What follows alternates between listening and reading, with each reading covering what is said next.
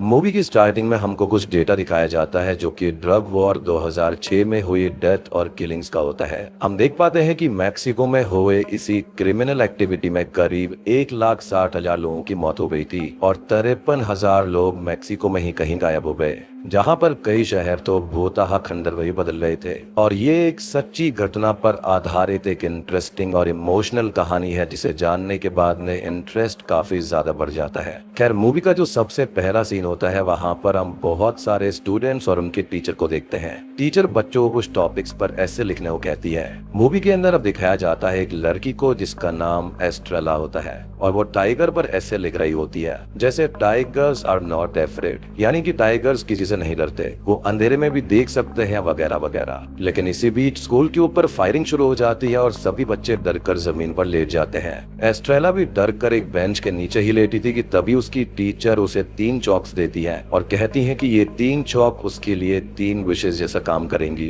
Estrella को उस समय टीचर की बात समझ में नहीं आती, लेकिन फिर भी वो उन चॉक्स को अपने हाथ में दबा लेती है। कुछ ही देर के बाद मेरा बाहर से गोलियों की आवाजें आना बंद हो जाती है। तब सेफली सभी बच्चे बाहर आते हैं और स्कूल को बंद कर दिया जाता है। इसी बीच हम एक और कैरेक्टर को देखते हैं जिसका नाम शाइन होता है। शाइन ने अब काको नाम के हेंचमैन से एक गन और एक आईफोन चुरा लिया था और शाइन पीछे से उस पर गन भी पॉइंट कर देता है, लेकिन उसके अंदर इतनी हिम्मत नहीं होती कि वो उस पर गोली चला पाए। शाइन डरा हुआ था, वो वापस हट जाता है और वहाँ से भाग जाता है। अब शाइन जिस शख्स को मारने की सोच रहा था वो था काको। काको शीनो के लिए काम करता था और शीनो मैक्सिको का एक पॉलिटिकल लीडर था।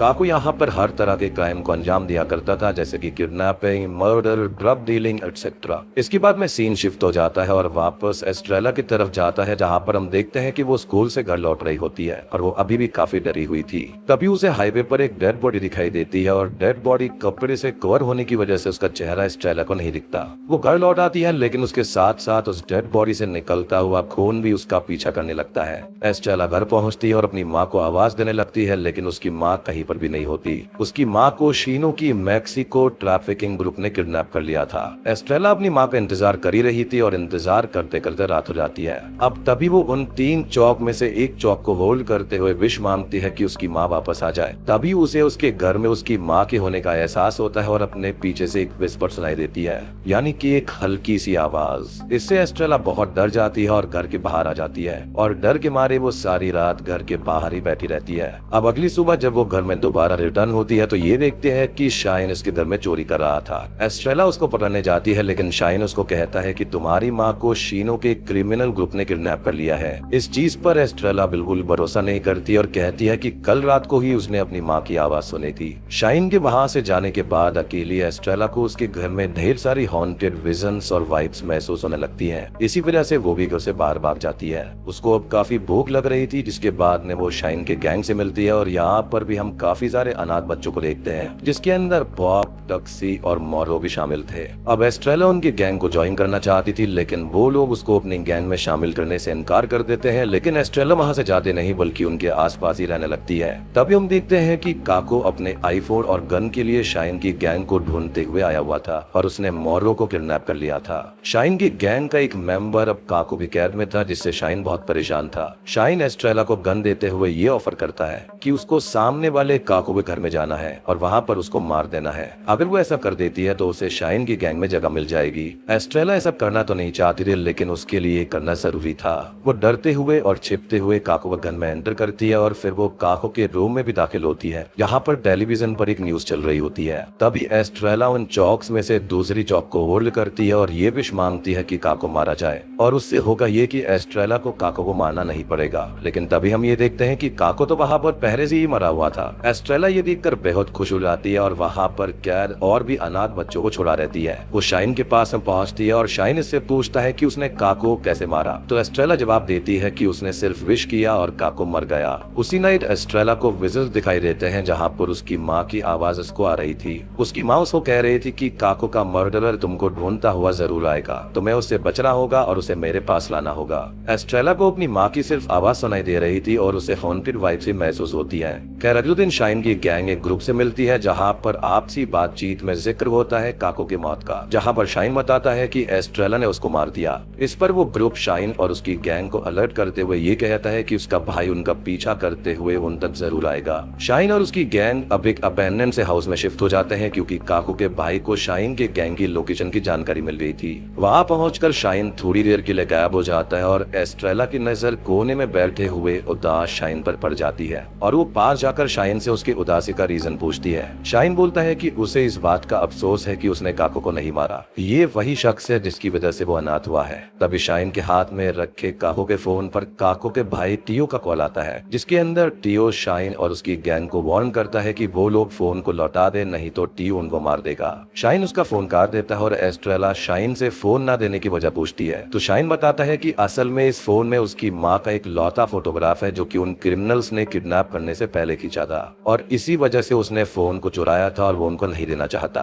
एस्ट्रेला वहां पर अपनी चौक से पूरे होने वाली विश पर बात करती है। तब शाइन उसे अपने चेहरे पर जले का निशान को हटाने को कहता है, लेकिन एस्ट्रेला इस चीज पर मना कर देती है और ये कहती है कि जब भी मैं इन विशेस का यूज करती हूँ कुछ बहुत ही बुरा घटता है। शाइन तभी एस्ट्रेला से पूछता है कि तुम्हारी माँ की कोई फोटोग्राफ नहीं है क्या तुम्हारे पास, जिस पर एस्ट्रेला कहती है कि फोटोज तो है लेकिन वो घर पर है। शाइन उदास होते हुए ये कहता है कि उसका तो घर ही उन लोगों ने जला दिया होगा और उसकी माँ को भी उठा कर ले गए। शाइन इसके बाद में एस्ट्रेला के घर जाता है उसकी मदर के फोटोग्राफ्स को लेने के लिए, लेकिन लौटते वक्त टियो उसको पकड़ लेता है। एस्ट्रेला अब जब टियो को देखती है तो वो खुद को एक रूम में बंद कर लेती है, लेकिन इस रूम के अंदर उसे बहुत ही हॉन्टेड विजन्स दोबारा दिखाई पड़ने लगते हैं तो वो उस रूम से बाहर आ जाती है। तभी टियो एस्ट्रेला को भी पकड़ लेता है, लेकिन शाइन इसको छुड़ाता है। टियो ने अब शाइन को पकड़ लिया था और उसे मारने भी वाला था, लेकिन उसी वक्त मोरो टियो को शूट कर देता है और रिटर्न में टियो भी मोरो को शूट करता है, जिससे कि मोरो की भी वही मौत हो जाती है। सभी लोग उस समय बचकर भाग गए थे और शाइन का गैंग मोरो की डेथ से बहुत शोक में था।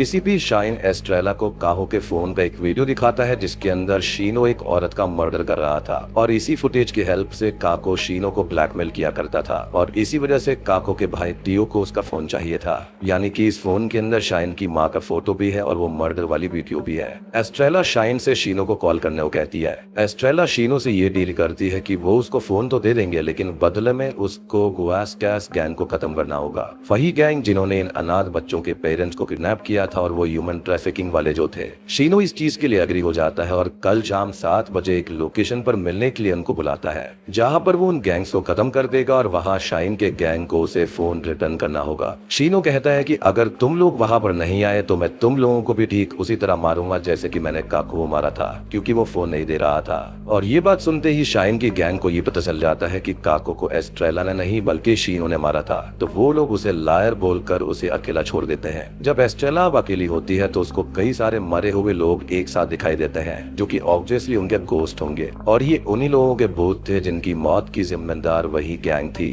अब एस्ट्रेला उन सभी की हॉरिफाइंग बॉडी देखकर बहुत डर जाती है और वहां से बाहर जाती है। दूसरी तरफ पॉप और टक्सी इस मिशन को अंजाम देने से डर रहे थे, यानी कि वो शीनो की बताई हुई लोकेशन पर जाना नहीं चाहते थे क्योंकि उन्हें लग रहा था कि शीनो उन्हें देखते ही मार डालेगा। इसी वजह से वो दोनों शाइन से काको का फोन चुरा लेते हैं और पुलिस स्टेशन में दिखाते हैं, लेकिन पुलिस भी इसमें उनकी कोई हेल्प नहीं करती। अब ऑब्वियस सी बात है वो इतना बड़ा पॉलिटिकल लीडर है तो उसके खिलाफ पुलिस क्या ही कर सकती है। खैर शाइन अब उन दोनों पर गुस्सा करता है और उनसे वो फोन छीन लेता है। और अगला पार्ट काफी सस्पेंस भरा है जहाँ पर मूवी स्पॉट करती है उस वीडियो पर, यानी कि वही वीडियो क्लिप जिसके अंदर शीनो एक औरत का मर्डर कर रहा था। उस वीडियो क्लिप में उस औरत ने जो ब्रेसलेट पहना हुआ था वो बिल्कुल उसी तरह का था जैसा कि एक फोटो में एस्ट्रेला की माँ ने पहना था। यानी कि मतलब साफ था शीनो ने जिस औरत का मर्डर किया था वो कोई और नहीं बल्कि एस्ट्रेला की ही माँ थी। जी हाँ, वो सभी लोग एस्ट्रेला के पास वापस जाते हैं लेकिन एस्ट्रेला उनको वहाँ पर नहीं मिलती क्योंकि वो वहाँ से जा चुकी होती है। तभी वो लोग मोरो की बॉडी को दफनाने लगते हैं, लेकिन मोरो की सोल एस्ट्रेला के पास में आती है और उसको बोलती है कि वो लोग उसे दफना रहे हैं। फिर सभी मोरो की सोल की शांति के लिए प्रे करते हैं। एस्ट्रेला उन सभी को शीनो के पास चलने के लिए कहती है, नहीं तो शीनो सबको मार देगा। रास्ते में शाइन एस्ट्रेला को उसकी माँ के मर्डर के बारे में बताता है जिससे एस्ट्रेला थोड़ी इमोशनल हो जाती है। वो शाइन से कहती है कि अगर वो शीनो को अपनी बची हुई एक विश के जरिए मार दे तो। इस पर शाइन कहता है कि ये विश वगैरह से कुछ नहीं होता और ऐसा इसलिए था क्योंकि काको उसकी विश से नहीं बल्कि वो पहले ही मर गया था, तो उस पर वो यकीन नहीं कर रहा था। अब सभी लोग शीनो के अड्डे पर पहुंच चुके थे, यानी कि उसकी बताई हुई लोकेशन पर। शीनो उस गैंग को शूट कर देता है और शाइन शीनो को फोन दे देता है और फिर सब भागने लगते हैं। शाइन और एस्ट्रेला भाग रहे थे कि तभी एस्ट्रेला एकदम से रुक जाती है और कहती है कि ये वही जगह है जहाँ पर उसकी माँ का मर्डर हुआ था। एस्ट्रेला शाइन को फिर से कहती है कि क्या मैं शीनो को अपने विश के जरिए मार दूं। शाइन एस्ट्रेला को समझाने की कोशिश करता है कि इन सबसे कुछ भी नहीं होता और अगर ऐसा है भी तो मेरे चेहरे से इस जले हुए निशान को हटाकर दिखाओ। एस्ट्रेला वैसा ही विश करती है और शाइन के चेहरे से वो वो निशान शॉकिंगली हट जाता है, लेकिन तभी पीछे से शीनो शाइन को शूट कर देता है और शाइन वहीं पर मारा जाता है। यानी कि इस विश के साथ में कुछ अपोजिट हुआ। लाइक शाइन के चेहरे से वो निशान तो हट गया, लेकिन उसने अपनी जान गंवा दी। यहाँ पर हम एस्ट्रेला की वार्निंग को रिकॉल करेंगे, जहाँ पर उसने पिछली कॉन्वर्सेशन में शाइन से कहा था कि जब भी वो अपनी विशेस का यूज करती है तब बहुत कुछ बुरा होता है, और यही हुआ था पिछली 2 बार। एस्ट्रेला की विशेस काम तो कर गई, लेकिन इसका अंजाम शाइन को अपनी जान देकर गंवाना पड़ा। वो शाइन की डेथ से बहुत ही ज्यादा डर जाती है और सेल के नीचे छुप जाती है। तभी मोरो का टाइगर उसे इंडिकेट करता हुआ एक स्टोरेज रूम में चला जाता है, जहाँ पर एस्ट्रेला को बहुत ही सोल्स दिखाई देती है, जिसके अंदर उसकी माँ भी थी। ये सब सोल्स उन्हीं किडनैप लोगों की थी जो कि मैक्सिको ड्रग डीलिंग के हादसे में किडनैप होकर मारे गए थे। एस्ट्रेला अब अपनी माँ को देखकर बहुत रोती है और उसी वक्त एस्ट्रेला फोन का जासा देकर शीनो को उसी स्टोरेज रूम में बुलाती है और खुद स्मार्टली बाहर निकलकर बाहर से दरवाजे को बंद कर देती है। और स्टोरेज रूम के अंदर वो जो भूत होता है वो शीनो को मारने लगता है। एस्ट्रेला बाहर आने के बाद में शाइन की आत्मा से मिलते हैं, जो कि उसको गुड बाय कहता है। साथ ही साथ शाइन की आत्मा बाहर से उस स्टोरेज रूम को आग लगा देती है, ठीक उसी तरह से जैसे शीनो ने उसके घर को जलाया था। शीनो को उसके किए की सजा मिल जाती है, और वो भी बहुत ही दर्दनाक तरीके से। यानी कि उसने जो भी पाप काको और टीओ से करवाए थे वो सारी की सारी सजा उसको मिल गई थी। बेसिकली पॉलिटिकल पावर्स के लिए उसने ये सब किया।